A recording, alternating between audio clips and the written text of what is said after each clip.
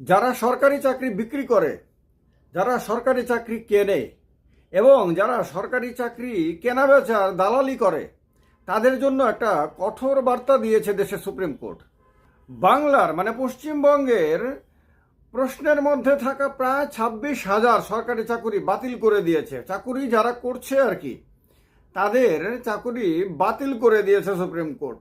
এবং এর মধ্য দিয়ে সুপ্রিম কোর্ট যারা কম্পিটিটিভ এক্সামের জন্য পড়াশোনা করার পরিবর্তে কোনো নেতার পায়ে ধরে, কোনো দালালের বাড়িতে যাওয়া আসা করে, অন্য কোনোভাবে যারা যোগ্য তাদের ভাগে থাবা বসিয়ে অযোগ্য হয়েও অযোগ্যতার প্রদর্শন করে যারা চাকুরি পেতে চায়, যারা চাকুরি কিনতে চায়, পরিষ্কার কথা, টাকা দিয়ে যারা বা ঘুষ দিয়ে যারা চাকুরি কিনতে চায়, তাদের জন্য একটা বিরাট বার্তা দিল। এবং এই রায়টাকে আমার দৃষ্টিতে ঐতিহাসিক অবশ্যই বলা যায়, কারণ দেশের মধ্যে চাকুরি কেনা বেচার যে একটা প্রবণতা একটা বিরাট অংশের মানুষের রয়েছে, তাদের এবার সতর্ক হতে হবে।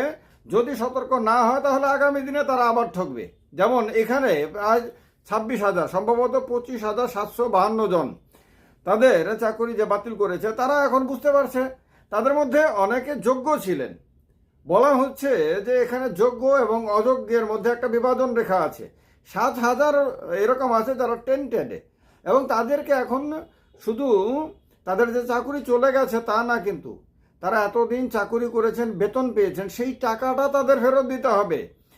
একবার ভাবলে পরে গা শিউরিয়ে উঠতে হয় কি বিশাল অঙ্ক হতে পারে।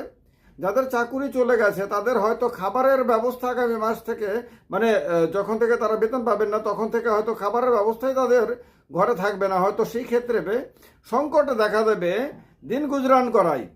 সেই জায়গাতে তারা সেই বেতন যেটা এতদিন পর্যন্ত তারা সরকারের কাছ থেকে নিয়েছে সেটা কিভাবে ফেরত দেবেন, এটা ভাবলেই তো বিরাট ব্যাপার। কিন্তু এর মাধ্যমে সুপ্রিম কোর্ট একটা বার্তা দিতে চেয়েছে, এবং এই বার্তাটা সবার জন্য প্রযোজ্য। ত্রিপুরা রাজ্যেও 10,323 জনের চাকুরি চলে গেছিল। যদিও এখানে চাকুরি কেনা বেচার বিষয়টিকে সামনে আনা হয়নি, এখানে ছিল সরকারের পলিসি, চাকুরি দেওয়ার যে পলিসি, সেই পলিসিটা অসাংবিধানিক বলে মন্তব্য করেছিল আপনার হাইকোর্ট অফ ত্রিপুরা।